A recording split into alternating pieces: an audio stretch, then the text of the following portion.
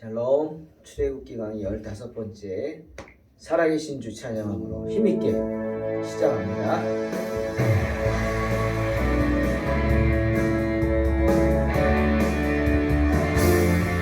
살아계신 주님을 찬양합니다. 할렐루야. 주 하나님 독생자 예수 날 위하여 오시었네. 내 모든 죄 다 사하시고 죽음에서 부활하신 나의 구세주 살아계신 주 나의 잠든 소망 걱정 근심 전혀 없네. 사랑의 주내 갈 길 인도하니 내 모든 삶의 기쁨 늘 충만하네. 그 주 안에서 거듭난 생명 도우시는 주의 사랑 참 기쁨과 확신 가지고 예수님의 도우심을 믿으며 살리. 할렐루야. 살아계신 주 나의 잠든 소망 걱정 근심 전혀 없네. 사랑의 주내 갈 길 인도하니 내 모든 삶의 기쁨 늘 충만하네.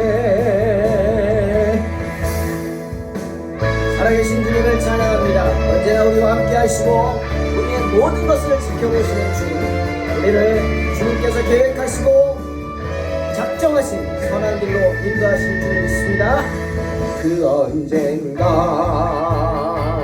주 뵐 때까지 주를 위해 싸우리라. 승리의 길 멀고매도 주님께서 나의 앞길 지켜주시니. 할렐루야. 살아계신 주 나의 잠든 소망 걱정 근심 전혀 없네. 사랑의 주내 갈 길 인도하니 내 모든 삶의 기쁨 늘 충만하네. 살아계신 주 나의 잠든 소망 걱정 근심 전혀 없네. 아멘. 사랑의 주 내 갈 길 인도하니 내 모든 삶의 기쁨 늘 충만하네.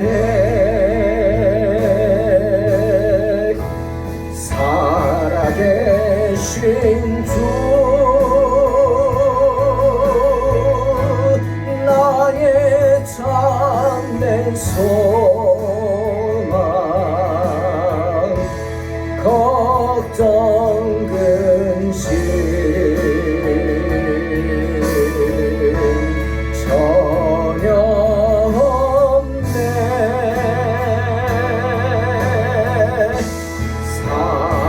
사랑의 주 내 갈 길 인도하니 내 모든 삶의 기쁨 늘 충만 나네.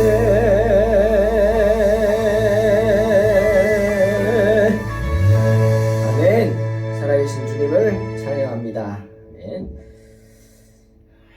자, 출애굽기 4장 10절로 17절 봉독합니다.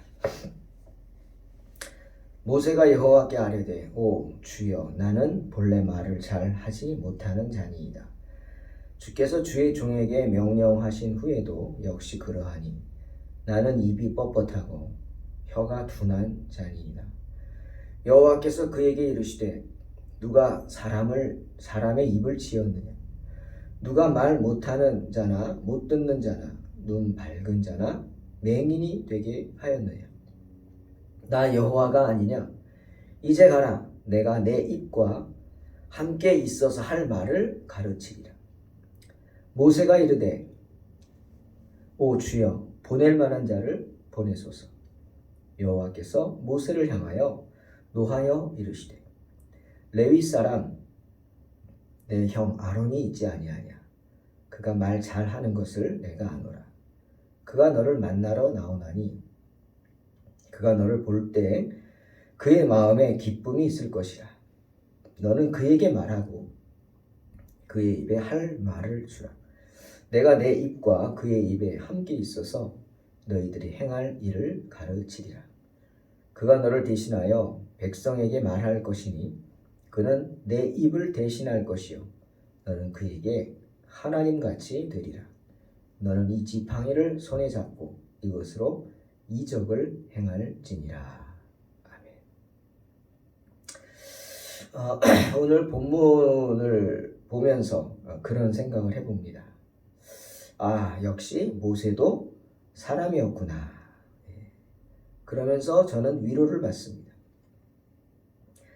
그 위대한 모세, 이집트의 왕자였던 그 위대한 모세,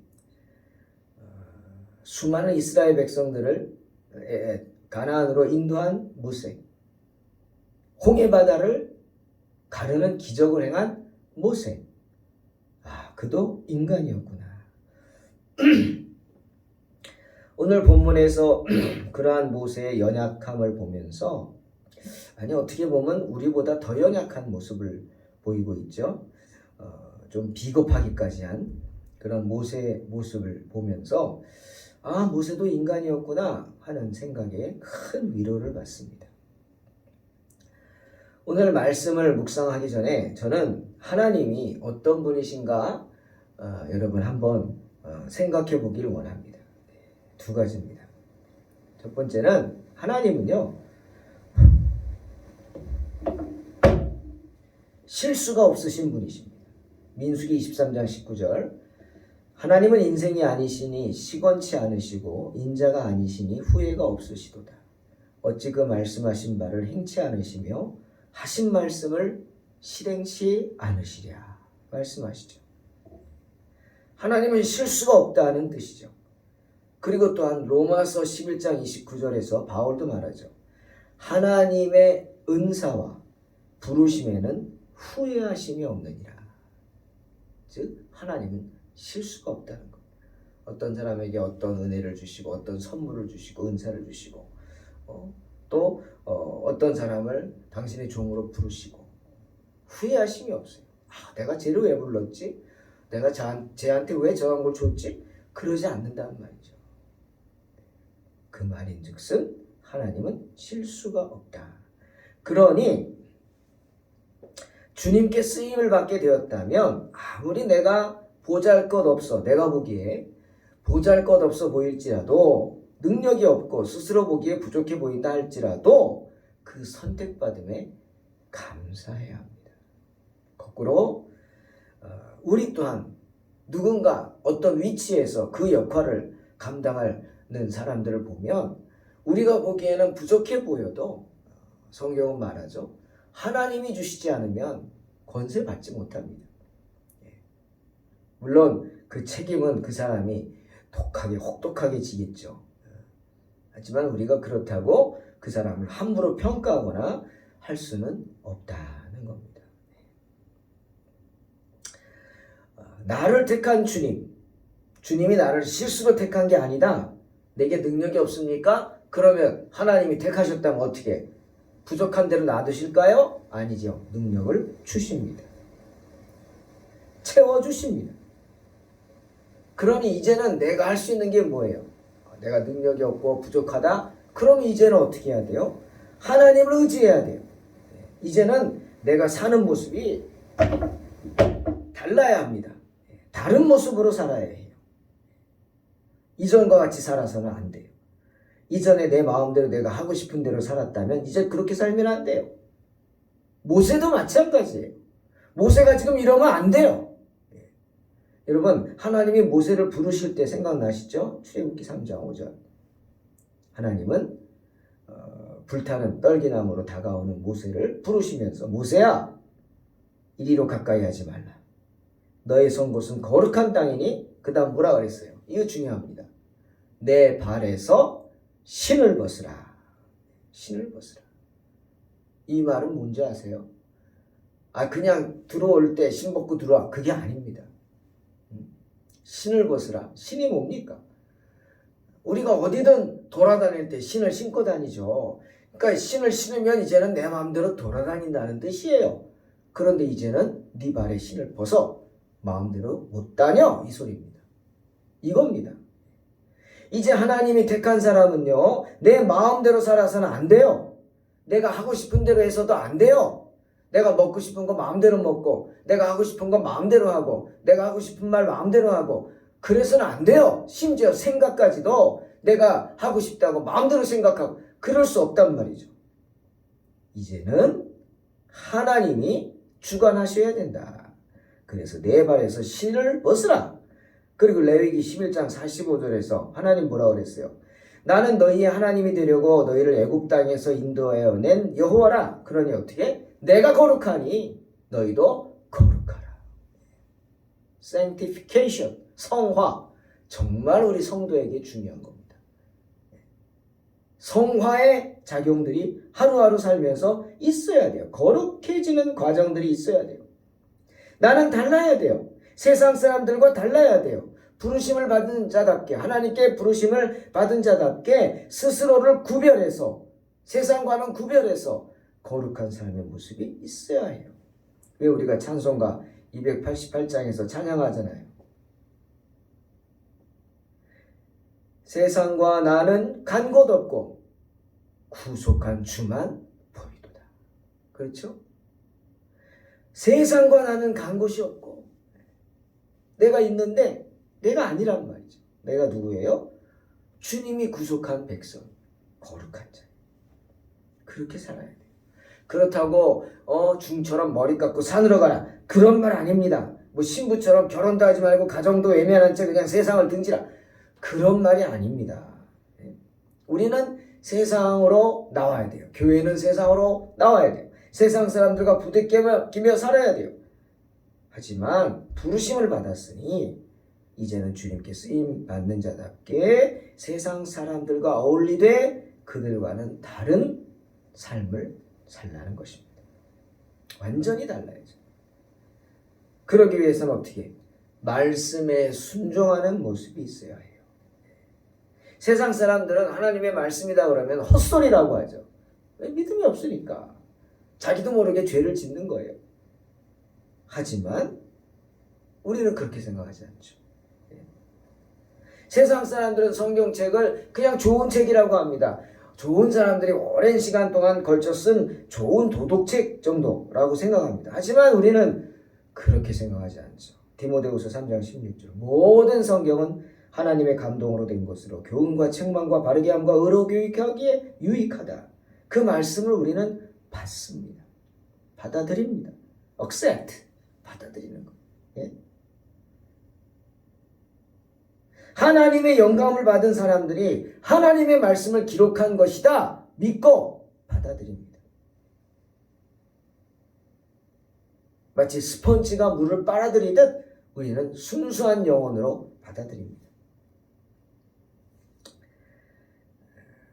세리마테, 레위죠. 주님의 부르심을 듣고는 그 말씀에 순종해서 그저 세리직을 버리고 따릅니다. 나를 따르라. 아무 소리지 않고 그 세관에 앉았다가 그냥 다 버려두고 따릅니다. 예? 세리직도 버리고 가정도 버리고 모든 것을 버리고 따랐다. 성경은 말하고 있어요. 왜죠? 주님을 믿었기 때문에, 그분의 신실하심을 믿었기 때문에. 나 같은 죄인을, 세리는 죄인이었죠. 나 같은 죄인을 당신의 종으로 부르신다. 아멘. 따르는 겁니다. 나를 이라고 하지 않습니다. 또 하나, 하나님 어떤 분이시냐? 하나님은 연약한 자를 들어 쓰시는 분이십니다. 하나님은 결코 실수를 하지 않으신다고 했죠. 그 말인즉슨 행여 우리가 이해하지 못하는 부분이 있다 할지라도 하나님을 믿으라는 말이에요. 왜?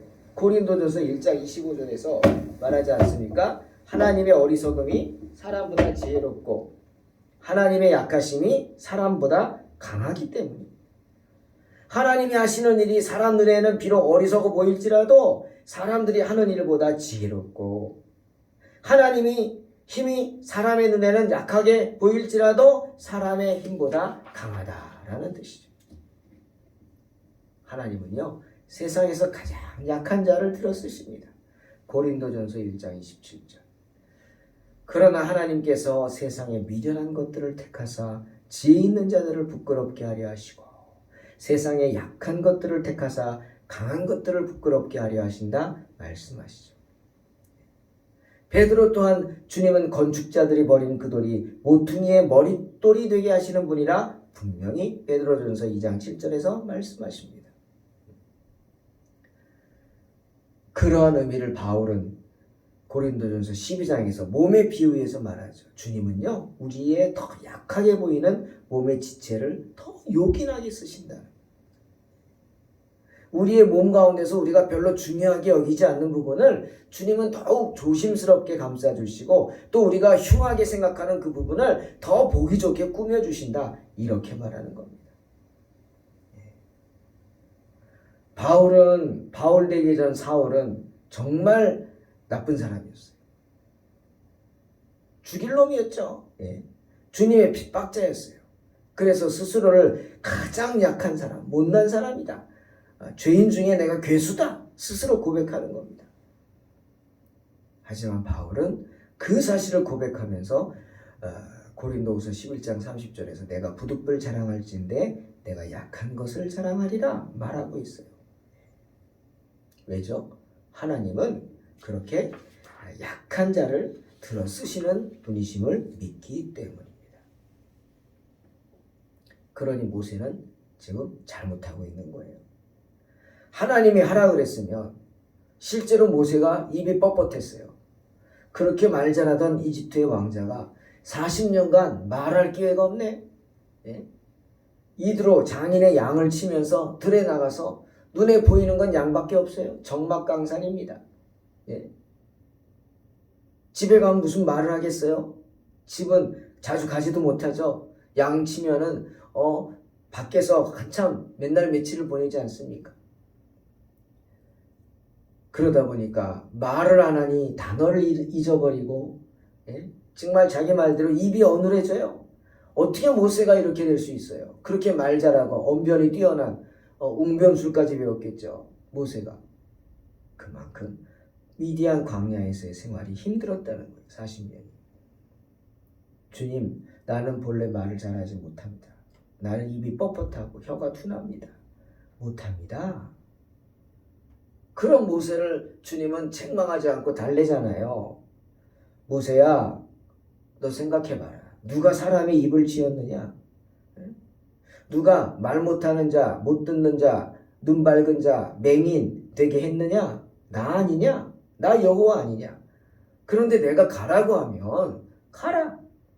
내가 내 입과 함께 있어서 할 말을 가르치리라. 이렇게까지 말씀하셨어요. 내가 너와 함께 하셔서 네가 말할 때마다 너의 입에 말을 넣어주겠다는 겁니다.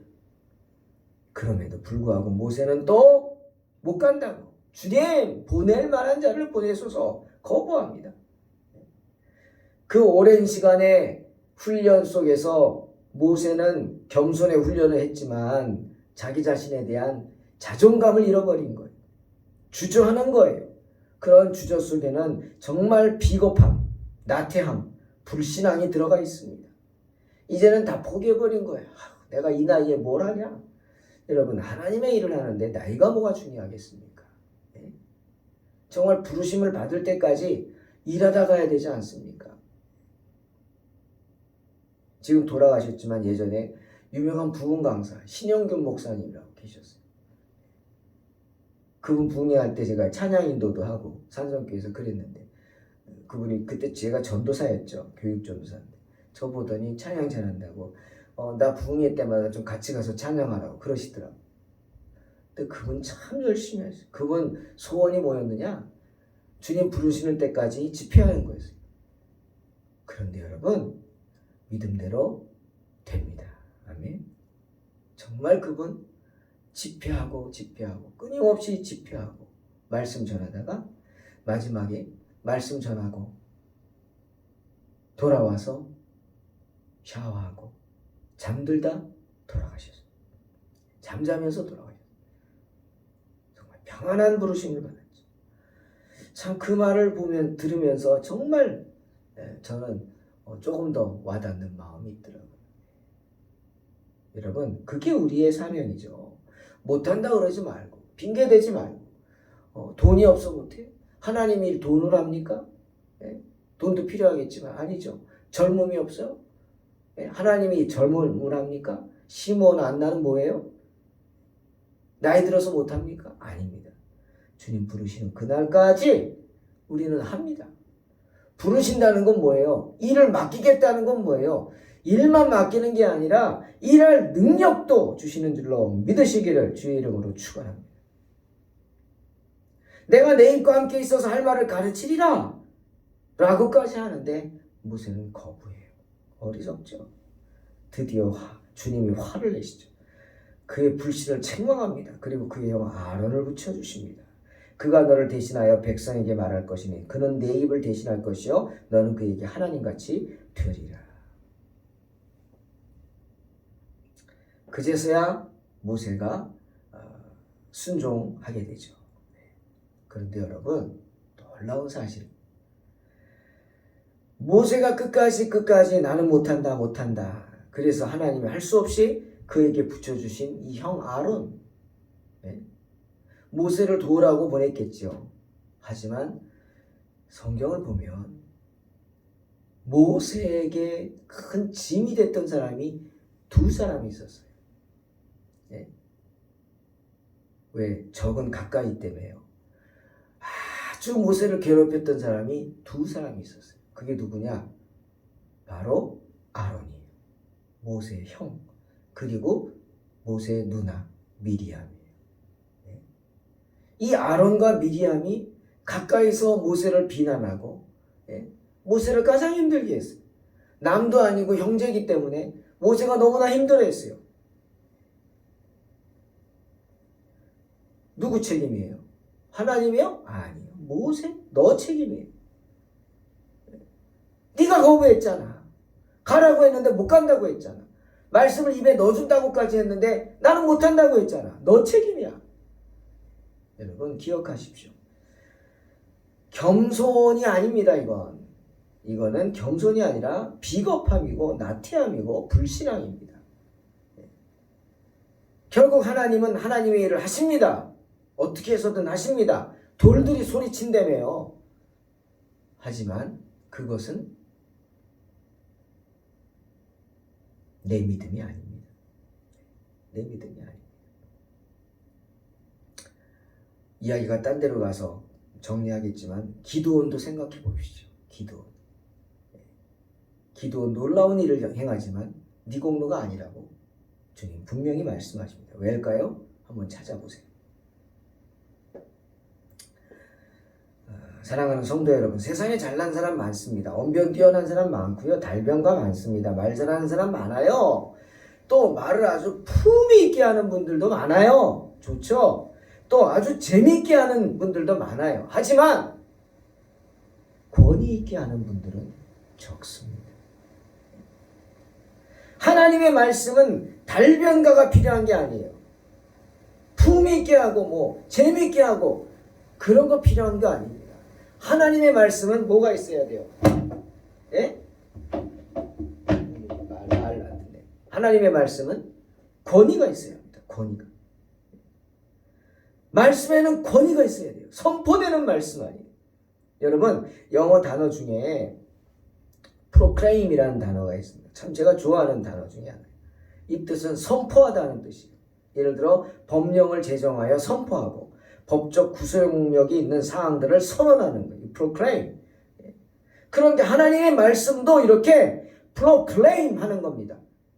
선포되어지는 거예요. 예?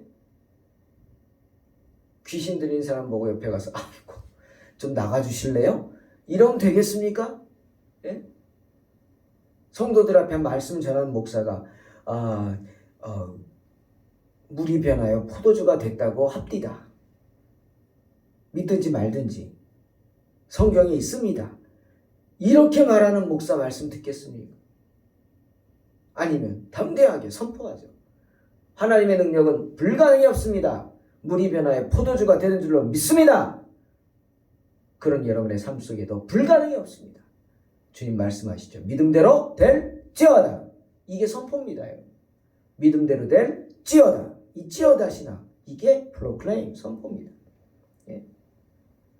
말씀 한마디에 소경이 눈을 뜨고 말씀 한마디에 안진뱅이가 일어나고 말씀 한마디에 온갖 병들이 고쳐지고 병마가 쫓겨나고 귀신이 쫓겨납니다. 귀신은 설득해서 내보내는 게 아니고 내 힘으로 쫓는 것도 아니에요. 내가 힘이 어디 있어요. 그저 주의 말씀을 선포하는 겁니다. 나사렛 예수의 이름으로 명하노니 귀신은 물러갈지어다. 선포하는 겁니다. 그 권세에 힘입어서 그 권위에 눌려서 내 권위가 아니죠. 주님의 권위죠. 귀신들이 도망가는 거죠. 그러니 내가 연약한 건 문제가 되지 않습니다. 예. 아무리 나라가 작아도 핵무기가 있으면 주변의 강대국들이 꼼짝 못하죠. 이스라엘 보세요. 조그만 나라인데 주변에 그 이슬람 국가들이 쩔쩔매죠. 왜? 핵무기가 있거든. 예. 그런 것처럼 우리가 연약하고 나약하게 보일지라도 우리에게는 강력한 하나님의 말씀이라는 핵무기보다 더 강력한 사탄을 벌벌 떨게 하는 무기가 있습니다. 하나님의 말씀. 그러니 말씀으로 대적하는 거예요. 예수님이 광야에서 40일간 금식하시고 마귀에게 시험 받을 때 세 가지 시험 다 뭘로 물리치셨어요? 말씀으로 물리치셨어요. 예수님도 하나님의 말씀으로 물리치셨어요. 그러니 말씀을 들고 당당히 나아가는 거예요. 입술이 어눌하다고요? 말 잘 못한다고요? 아니 괜찮아. 그냥 말씀을 들고 나아가서 말씀만 읽어도 되는 거예요. 예?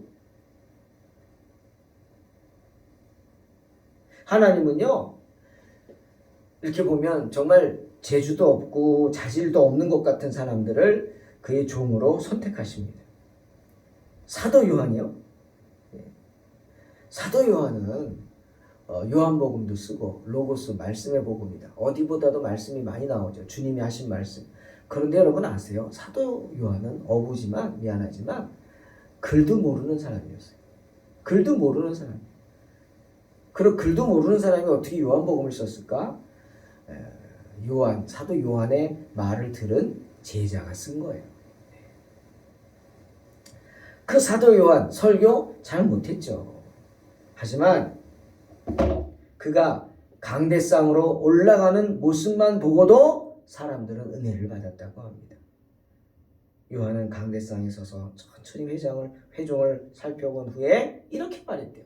돌아보고 하나님은 사랑이십니다. 서로 사랑하세요. 그리고 내려왔대요. 그런데 그 권위에 눌린 사람들이 모두 아멘 하면서 성령 충만을 경험했다고 합니다.